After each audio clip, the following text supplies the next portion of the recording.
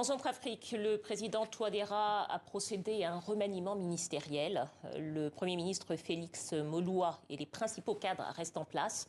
L'équipe constituée de 32 membres compte 10 nouveaux entrants, dont la plupart se sont distingués dans la campagne pour l'adoption de la nouvelle constitution fin juillet.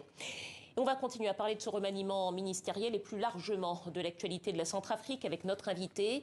Il a été ministre des Finances et Premier ministre du président Touadéra entre juin 2021 et février 2022.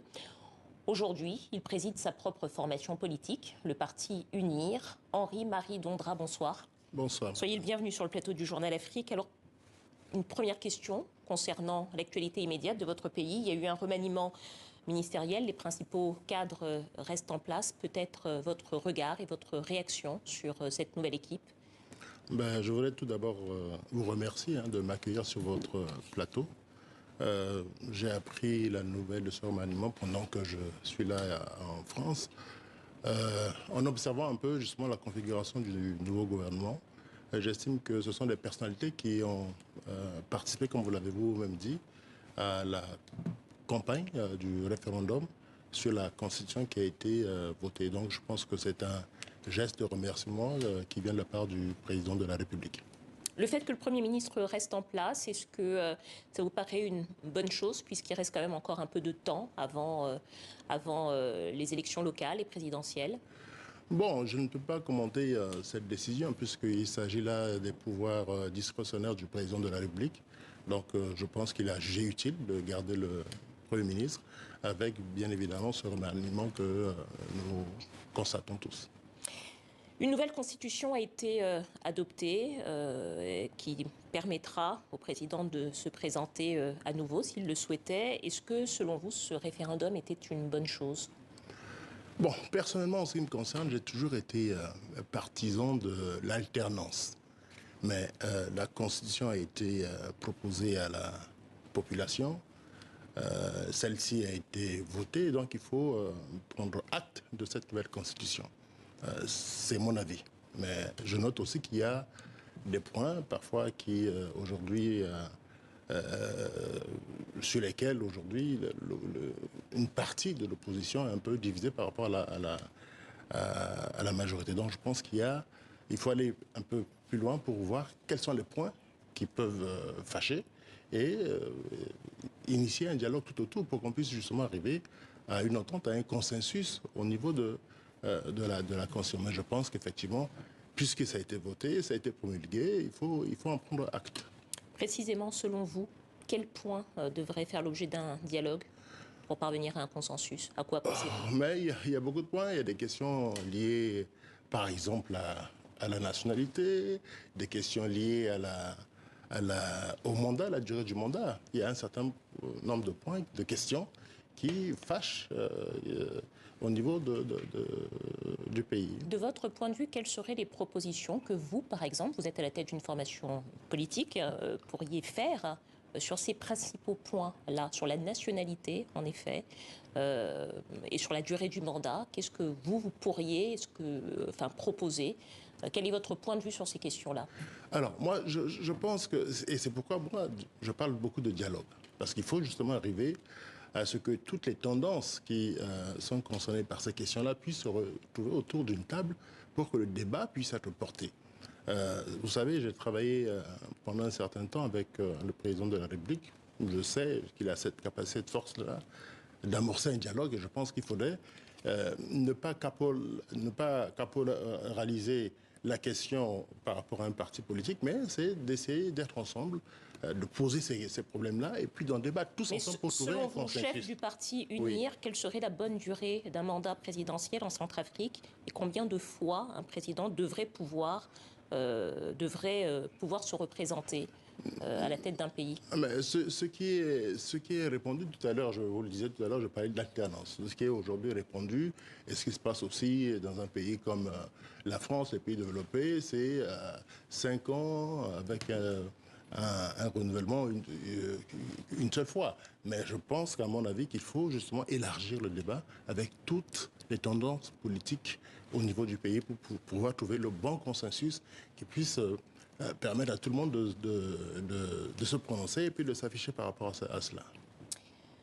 Il y a une lutte d'influence dans notre pays pour la sécurité. On a beaucoup parlé, ici même sur ce plateau, de la présence des paramilitaires russes, de Wagner. On a aussi appris qu'une société américaine privée, Bancroft Global Development, était en discussion avec Bangui pour s'installer dans le pays. À votre avis, est-ce qu'il faut diversifier les partenariats sur la sécurité dans le pays? Est-ce que c'est une priorité?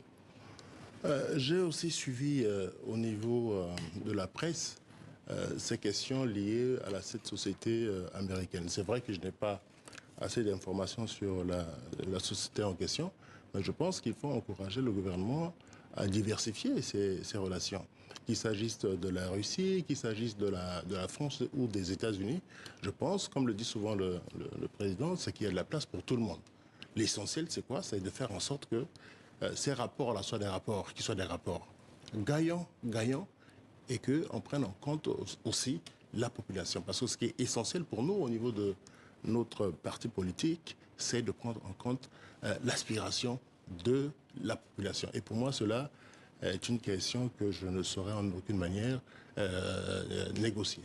D'ailleurs, en quelques mots, en très peu de mots, quel bilan faites-vous du partenariat entre les paramilitaires russes de Wagner et votre pays? Vous savez, on a connu un moment qui était difficile, mais à un moment donné où l'armée n'existait pas du tout. Donc le président de la République a jugé utile justement de creuser ses relations avec la Russie. Et je pense dès les premières fois, dès l'installation de la signature de la coopération avec justement la Russie, eh bien, ce partenariat a été profitable parce qu'ils ont contribué à ramener la paix. Bon, maintenant, on peut toutefois discuter sur... Et aujourd'hui Aujourd'hui, bon, je pense que si vous voulez parler justement de ce qui se dit ou bien ce qui s'écrit dans les journaux, il appartient justement à chacun, soit à l'État ou encore à nos partenaires, de tirer les conséquences des reproches qui sont faits. Ces reproches qui sont faits, on parle d'exactions de ces partenaires, mais je pense qu'il faudrait arriver à aller plus loin, c'est-à-dire arriver à démontrer qu'effectivement, s'il y a des exactions, que les principales personnes soient non seulement identifiées, mais traduites devant la justice pour que ces personnes-là soient aussi condamnées. Henri-Marie Dondra, vous avez fait votre rentrée politique après plusieurs mois d'absence avec votre parti UNIR. Vous n'êtes jamais, on l'entend encore ce soir, jamais très critique du chef de l'État, souvent dans le consensus. Est-ce que vous vous considérez comme un allié politique du président en place ou comme un opposant aujourd'hui? Écoutez, le parti UNIR fonde sa création sur les aspirations du peuple. Nous appartenons aujourd'hui, on se dit, il s'agit d'un parti qui est là pour défendre les aspirations du peuple. Mais je ne vais pas le nier, j'ai travaillé avec le président de la République. Mais aujourd'hui, ma posture m'impose par rapport à mes engagements pris avec le bureau politique, c'est de dire tout simplement que lorsque nous devons suivre la majorité présidentielle, c'est qu'effectivement, les décisions sont prises en faveur de la population. Est-ce que vous avez le sentiment que le chef de l'État aujourd'hui défend suffisamment les aspirations du peuple centrafricain? J'espère qu'il le fait. Parce que pour moi, j'estime que quand on est chef d'État, président de la République, la première des choses, parce que l'objectif que l'on poursuit, c'est d'arriver à satisfaire la population. Et je pense que je ne peux que l'encourager s'il le fait dans ce cadre-là. Mais je serai aussi le premier à dénoncer si effectivement il y avait une déviance dans ce sens-là. L'année prochaine, il y aura des élections locales, également présidentielles. Est-ce que vous envisagez de présenter, d'aligner des candidats pour votre formation politique et vous-même d'être, pourquoi pas, candidat à l'élection présidentielle? Bon, sur la question des élections présidentielles, je dois vous avouer tout de suite que ce n'est pas forcément notre objectif dans l'immédiat parce que nous sommes un jeune parti. Nous essayons aujourd'hui de mettre en place nos organes surtout sur l'ensemble du territoire. Mais s'agissant des élections locales, moi j'ai toujours dit ceci, qu'il faut éviter la politique de la chaise vide. J'attends, en tout cas, puisque je suis actuellement ici au niveau de la France, j'attends d'abord mon retour au pays pour essayer de discuter, d'échanger avec le bureau politique pour voir sous quel angle nous pourrons arriver à aligner les candidats au niveau des élections locales. Henri-Marie Dondra, ancien ministre des Finances, ancien Premier ministre de la Centrafrique et président du parti UNIR. Merci à vous. Merci madame.